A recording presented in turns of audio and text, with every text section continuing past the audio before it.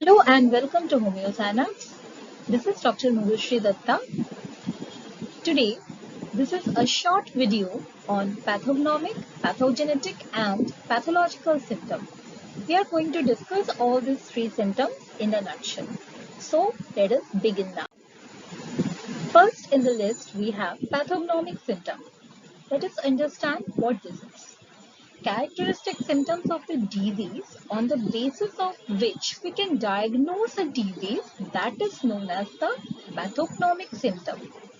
So, on the basis of pathognomic symptom, the diagnosis of the disease can be established, can be certainly established.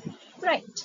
These include both subjective as well as objective symptoms which pertain to the diagnosis of the disease. That is, these symptoms may be felt by the subject himself or may be observed by the physician or anyone else, but these will lead to mainly diagnosis of the disease. These symptoms are brought out for the purpose of distinguishing one disease from the other. That is, for the purpose of differential diagnosis of the disease. Okay. Now let us see a few examples of pathognomic symptoms. Dragging down sensation in prolapse of uterus. This can be a pathognomic symptom because this is just making diagnosis of a disease, like the characteristic rash in the measles. This is also making diagnosis or confirming the diagnosis of the disease, even the Koplik spots. Then another example we have, that is stitching pain in the chest with rusty expectoration, which is typically seen in pneumonia. This can also be an example of pathognomic symptom, right, which is characterizing the disease. Next is rice, watery stool and vomiting, which is found in cholera. Again, this is a pathognomic symptom because what it is doing is that it is just signifying or it is just diagnosing the disease. These are the symptoms which is helping it. Let us see the importance of the symptom. Now, to discuss or in order to know the importance of the symptoms, we have to discuss it in a allied aspect, that is in the aspect of modern medicine and in the aspect of homeopathy, in homeopathic aspect. If you see, in case of allied aspect, it has got great importance because it will lead to the diagnosis of the disease and also to the differential diagnosis of the disease, from which you can distinguish one disease from the another. So it has got a great importance in that aspect. But when concerned in the homeopathic aspect, a pathognomic symptom does not bear that much value for a homeopath. But if it is qualified with some peculiar characteristic, if it is qualified with some more symptom, with some concomitant, then it can be a great value to homeopathy. Like just I said in the first example, in case of prolapse of uterus, a patient will have dragging sensation. That is a common symptom which is seen in prolapse. If there is prolapse, the patient will always complain that there is something which is coming out from her genital parts. But if that is qualified with some other symptoms, like whenever she is crossing her legs, she is getting relieved, or maybe something else, like when she is walking in that condition where something is dragging out, then she is getting relieved. If some kind of these symptoms are there, then it can be of some value to the homeopath, and it can help to uh, choose the medicine. It can help in the selection of the medicine. So this way it can help enroll in the selection of the homeopathic medicines if it is qualified. Otherwise, pathognomic symptoms actually have no importance or no role in the selection of homeopathic medicine if it is not qualified with something peculiar. Next, what we are going to discuss is pathogenetic symptoms. Pathogenetic symptoms are actually symptoms of the drug proving and also the toxicological symptoms. Again, these include both subjective as well as objective symptoms. So, during drug proving, a medicine is given to the subject, which can be a boy also, a girl also, that is in both the sexes, in different individual, in different age, and also in varying doses.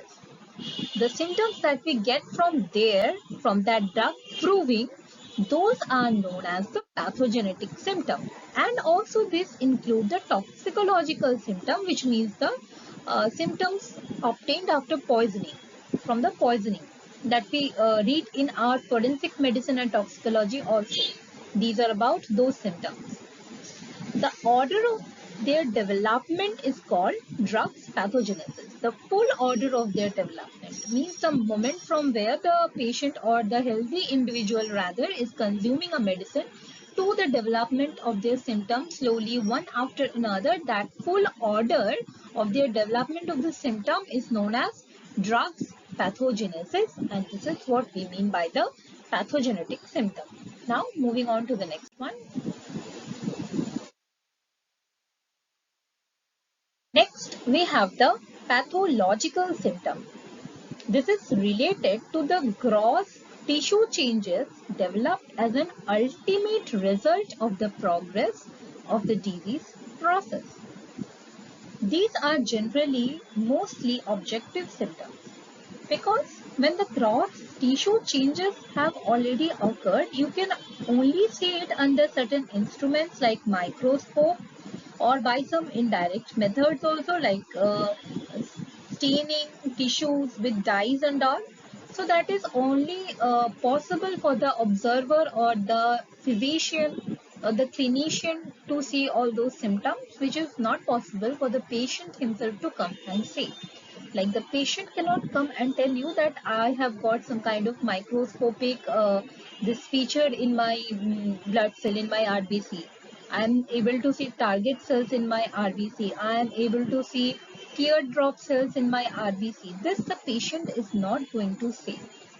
But already when the clinician or the physician or the pathologist, when he or she will look at the sample under microscope, then he or she will be able to find those symptoms. That is why they are known as the pathological symptoms, which are actually related to nothing but the gross tissue changes, which is signifying the ongoing disease process. Now let us see a few examples of these pathological symptoms. Examples may include anemia, just I was saying, target cells, teardrop cells, spherocytosis, etc. It can include tumors, it can include warts, even enlarged liver, hepatomegaly, enlarged spleen, splenomegaly, or any other organ of the body. Even it can include calcification or fibrosis also. The importance of this pathological symptom.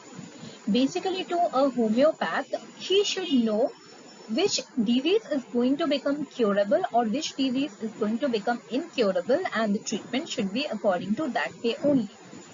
This is also something we have read in our Kent's 12th observation, that when we are prescribing the medicine in correct dose, in correct potency, a correct medicine, but still the disease is becoming incurable, maybe because of some irreversible tissue changes that has occurred. So the importance is that we have to know whether the disease is curable or the disease is incurable. For that, the knowledge of the pathological symptom is important, to know whether which disease is that, what further prognosis the disease has got, how to deal with the patient there, whether it is curable or whether it is not curable, whether surgery is necessary in this case or whether it's not necessary, or whether some kind of blood transfusion is required for this patient or not. All these decisions that we have to get or we have to make, this is totally or it's greatly based on the pathological symptoms, because this is going to show what the internal changes the body has developed, gross tissue changes, pathological changes that the patient has developed.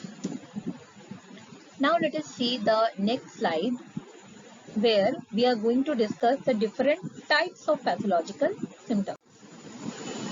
Basically, pathological symptoms are of two types.